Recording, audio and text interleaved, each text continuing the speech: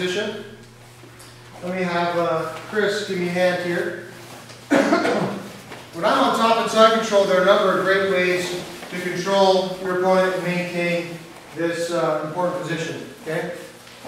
One of my favorite ways is to get my far side underhook here to keep his shoulders on the ground. And then I cradle his head here, and I place my hands together like this. I turn his chin with my shoulder to keep him on his back and prevent him from turning towards me to replace his guard. Okay? Now another great way to kind of keep this control is I can pull his gi out of his belt here and feed it under his arm from one hand to the other. Now I've still got this shoulder control. See how this shoulder's pinned by that grip? And then that frees up my other hand. I don't have to have both hands occupied with this position. So this is a great option to keep him under control and free up my other hand to attack or grab the pant leg or otherwise use that second hand. In this case, I'm going to do a Bravo choke. I'm going to bring the bottom of the gi all the way up here to his shoulder and transfer the grip here. Now, in the stomach, I'm going to apply the choke here with the second hand, here, or here. Okay? So you can maintain great control like this, where you can't really choke him because both hands are occupied. So instead, let's feed the skirt of the gi all the way here, then choke up to knee and stomach position. Grab the very end and feed it to this other hand. Keep good pressure on his neck with your forearm. And come over the top here. Palm down with either your thumb in the collar or just grab the wrinkle like that. And then drop down here like so, or you can bring your knee back to the ground and finish the Bravo choke like that. Any questions, guys? Let's try that technique first.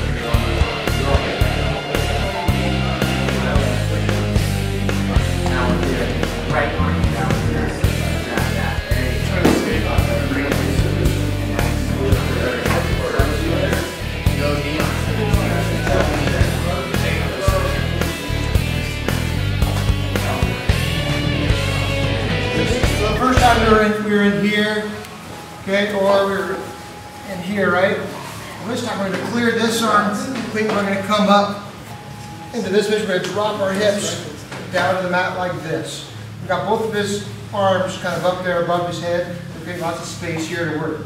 Now as I beat over, I want to mount, right? So it's going to kind of turn into me. What I'm going to do is I'm going to trap this top leg like this. Pull this leg towards me. Trap it here. And then look, I'm going to lock this leg like this with a bigger fork. Okay? Keep my hips low, keep it in control here. I'll lock this leg up. Watch. Pull this leg towards me. Bring this calf to calf.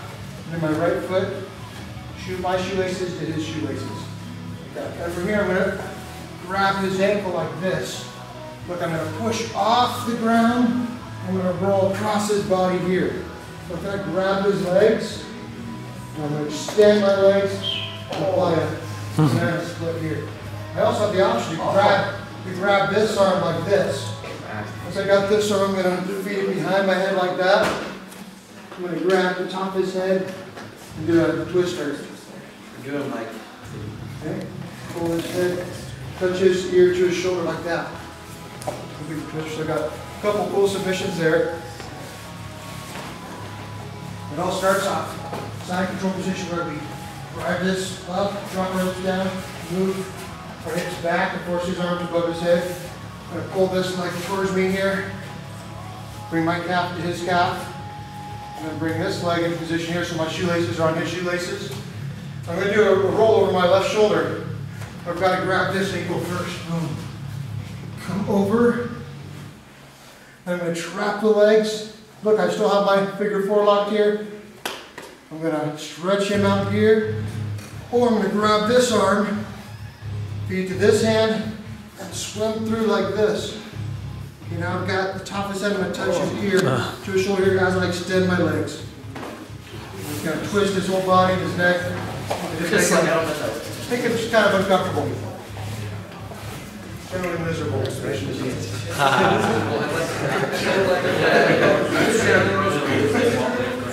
You guys seen this technique before? No. I learned this from Egan back in 03. Yep. Yep. And Eddie trained with Michelle Brothers. They kind of developed this game together. And he can show you this. Talk about this crazy guy that he trained with. They developed this twister game. It's a technique in wrestling. It's called a guillotine. But jiu-jitsu already had a technique called guillotine.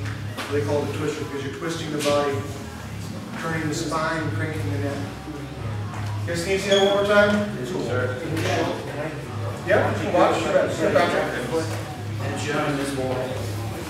The way you set it up is you dive through here, then you drop your hips down, scoot back like this, and give yourself room. Now bring this leg towards me and trap here. And I stack this leg on top. Not in a triangle, like mark on your calf. Then you go shoelace to shoelace and you extend the legs here. And after you get up off, my hips up off the ground, grab this heel, dive over, and then give a nice tight hug on this leg as I extend my lockdown, drop him here, or trap the arm here. And then I grab the top of his head and as I extend my legs, twist his whole body. That's the twister. Hey Patrick, how's that feel? Alright. We'll do the banana split and then the twister.